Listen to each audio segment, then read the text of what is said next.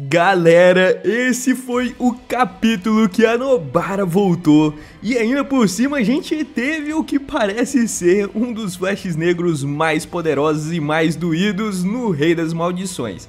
Por isso fique aí para ver o capítulo 267 com a tradução oficial de Jujutsu Kaisen. A gente começa esse capítulo com o Yuta e o Gojo naquele treinamento de troca de corpos. Aqui o Yuta está no corpo do Gojo e o Gojo no corpo do Yuta. Yuta então pede para o Satoru o último dedo do Sukuna que ele havia escondido. Afinal, todo mundo tá sabendo aqui já que o Gojo, o plano do Gojo, era esconder um dos dedos do Sukuna para que o Itadori nunca devorasse os 20 dedos e conseguisse ter uma vida relativamente normal, não fosse sacrificado pelo alto escalão. Esse era o plano do Satoru Gojo, então ele sempre teve um dedo guardado por aí. E a ideia do Yuta pedindo isso daqui é copiar a habilidade do Sukuna através do dedo do próprio Sukuna. Mas o Gojo diz que não vai rolar. O Yuta então pede para que o Gojo leve isso mais a sério, por favor.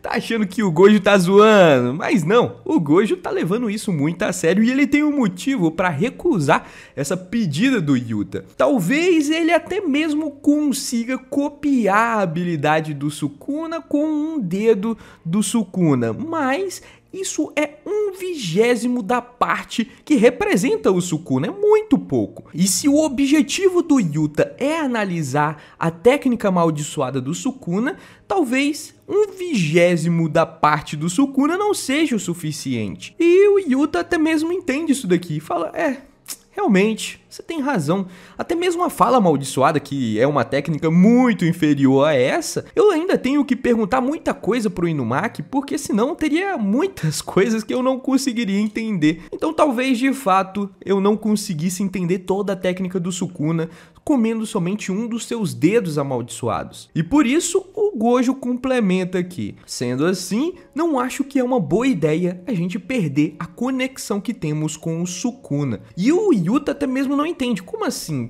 Você vai utilizar essa conexão com o Sukuna para alguma coisa? E o Gojo diz que não, é só uma aposta. Assim como o Hakari gosta de apostar sua vida nas suas lutas, o Gojo tá apostando que essa conexão que eles têm com o Sukuna pode ser útil de alguma forma. É isso que o Gojo está fazendo. Ele não tem nenhum plano, ele só acha que isso pode ser útil de alguma forma e de fato a gente vai ver que vai ser útil. Além disso, ele complementa, se você quer copiar a habilidade do Sukuna, tem um outro meio aqui.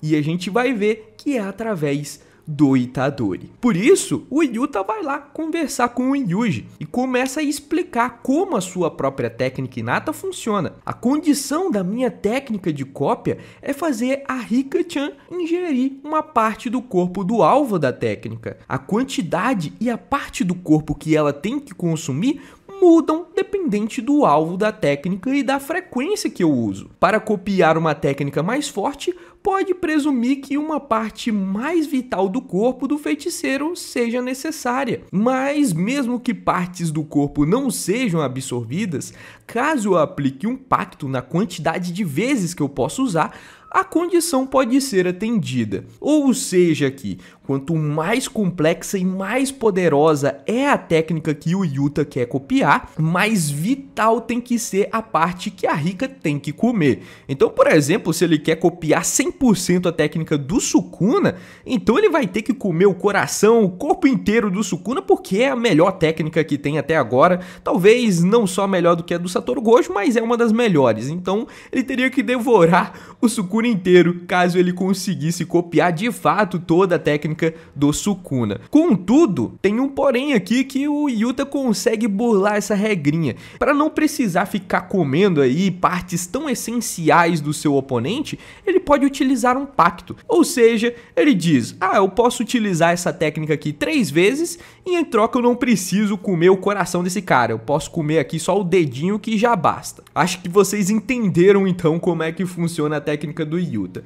Continuando assim o mangá, o Itadori então formula um plano aqui. Isso quer dizer que se usarmos a técnica reversa, então a gente pode copiar aqui várias outras técnicas sem que o usuário precise perder um membro para que você copie. Por exemplo, para copiar o Jujutsu do Gojo, você pode pegar o braço dele e depois disso o Gojo pode curar o braço usando uma técnica reversa. Assim, pelo menos você vai conseguir copiar as técnicas do Gojo e do Hakari também. Vai doer pra caramba, mas fazer o que, né? É um mal necessário. Esse é o plano do Itadori. Mas isso não é possível, porque tem um porém ainda na técnica do Yuta. Se a parte do corpo que a Rika ingerir for regenerada com a técnica reversa, em termos de Jujutsu, seu valor se torna 0 e os requisitos de cópia não são cumpridos. Ou seja, se o cara curar aquilo que foi devorado pela Rika, a Rika não vai conseguir copiar essa técnica. O que é muito ruim, diga-se de passagem. Isso daqui faz com que o Yuta praticamente não consiga copiar técnicas de xamãs muito poderosos com técnica reversa, fica algo bem difícil. Ainda complementando, ele diz que os braços do Inumaki e da Anjo foram considerados irrecuperáveis, tanto pela medicina moderna quanto pela nossa técnica reversa. Por isso, eu catei os braços aí que foram arrancados e fiz a Rika comer tanto o braço do Inumaki quanto o braço da Anjo. Pô, que macabro, mas foi o que ele fez com os braços arrancados desses dois. Além disso, o Charles perdeu também temporariamente uma de suas costelas. E tá aqui muito engraçado o Charles com receio ali de que sua costela não venha a ser curada. Ele perguntando pro Hakari, depois você consegue curar minha costela, não é mesmo? E o Hakari é muito safado, velho.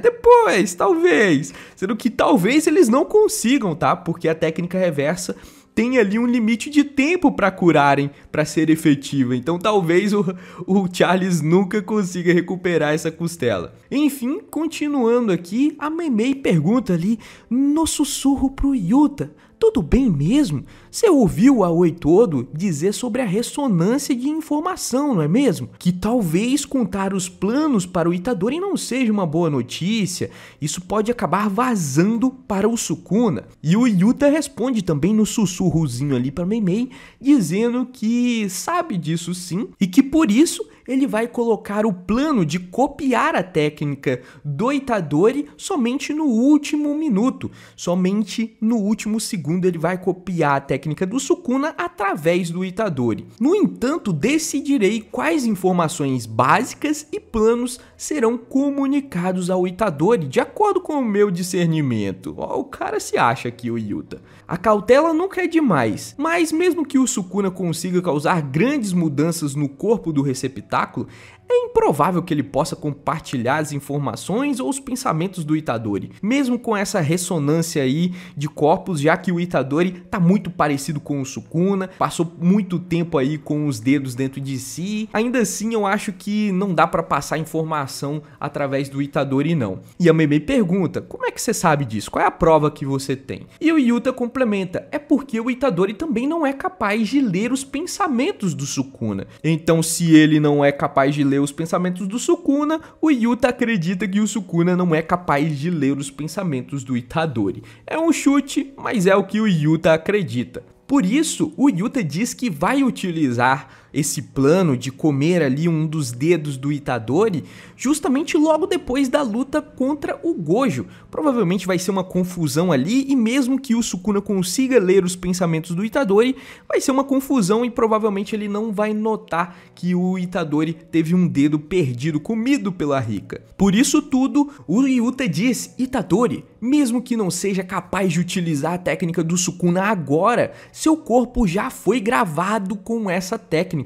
O Gojo confirmou utilizando os seus 6 olhos, então é certeza, você tem a técnica do Sukuna. E é por isso que eu vou devorar aí o seu dedo. E agora a gente finalmente volta para o presente, com o Sukuna encarando lá os 2 dedos faltantes na mão do Yuji. E ele já consegue deduzir tudo somente através dessa informação. Ele percebe que esses ferimentos não são ferimentos recentes, de agora. E não é somente o mindinho lá que ele acabou usando para se mover para dentro do Megumi.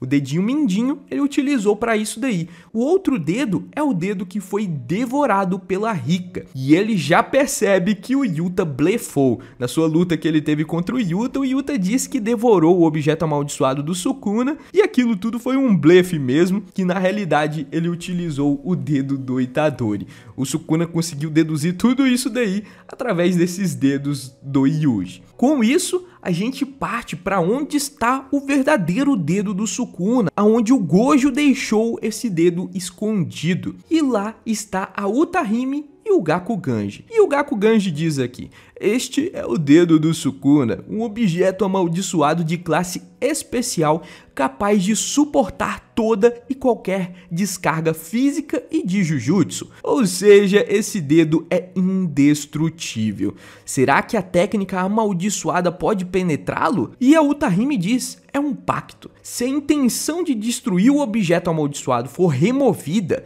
e se focar somente em passar adiante o efeito da técnica amaldiçoada, talvez, mas talvez, pode dar certo. Entretanto, o que mais me preocupa é que faz muito pouco tempo que ela acordou. E eles estão falando justamente da Nobara, que já diz aqui: ânimos meninos, porque a mamãe aqui já chegou. Com isso, o dedo do Sukuna já desce e ela utiliza sua técnica nele, a técnica de ressonância, acertando assim o Sukuna. Realmente, a sua técnica com um pacto deu certo e conseguiu acertar o Rei das Maldições, que estava prestes a utilizar uma expansão de domínio, hein? Sukuna é então acertado em cheio por essa técnica e ele já lembra que é a técnica da Nobara. O mais incrível disso tudo é que foi bem no momento em que ele expandiu seu domínio e com um golpe tão profundo assim, ele perdeu a chance de utilizar o seu domínio. E além disso, ele também não está mais fazendo a sexta Oka de Vime. Com isso, o acerto garantido da expansão de domínio do Itadori vai acertar o Sukuna. Nobara, depois de conseguir acertar a ressonância, ainda diz: toma aqui seu op, imbecil. Lembrando justamente do momento em que o próprio Itadori voltou no arco de intercâmbio, imitando lá um comediante que faz esse op. Essa pose aqui do Itadori que eu estou mostrando pra vocês é esse op. Então a Nobara tá fazendo uma referência a esse momento que o Itadori voltou. Itadori, por sua vez, começa quase que a chorar, vendo que sua grande amiga está viva, mas ele não tem tempo pra ficar aí de chororô não. A sua técnica de acerto garantido de sua expansão é ativada e acerta o Sukuna. É o desmantelar. O desmantelar acerta em cheio o Rei das Maldições. E o mais incrível aqui é que parece ser um desmantelar que também acerta a junção entre as almas do Sukuna e do Megumi. Eu não tenho certeza, mas se fosse pra chutar, dada essa escuridão aqui dessa imagem, pela forma que foi desenhado, eu chutaria que acertou essa junção. Ainda assim, o Itadori não fica parado. Além de acertar esse acerto garantido, ele voa pra cima do Sukuna e acerta uma joelhada na cara do Rei das Maldições e logo em seguida, mais um soco no Sukuna, fazendo ele vomitar aqui uns 4 dedos que ele havia ingerido. Ó, dá pra ver aqui que são dedos, mas não dá pra ver quantos que o Sukuna acabou cuspindo. Realmente, o Sukuna sentiu demais esses golpes do Itadori, mas ainda não acabou. Sukuna ainda não desistiu. Ele com isso acerta 2 socos na boca do estômago do Yuji, fazendo o moleque cuspir sangue. O Itadori sentiu também demais esse golpe, afinal, os golpes do Sukuna são golpes bem pesados. Sukuna então diz: com um domínio tão pouco polido, achou mesmo que conseguiria me derrotar e me matar? Tá doido, cara. Além disso, há algum tempo que ele não usa a técnica reversa para curar seus ferimentos. O pirralho também já ultrapassou seus limites há muito tempo. Ou seja, quem está acabado aqui é você, pirralho. Dito isso, Sukuna parte pra cima e consegue acertar mais 2 socos, ou um soco de 2 mãos, na cara do Itadori, que tenta revidar, mas o soco do Itadori acerta bem de raspão no Sukuna. O que o Sukuna não esperava é que teve um impacto duplo.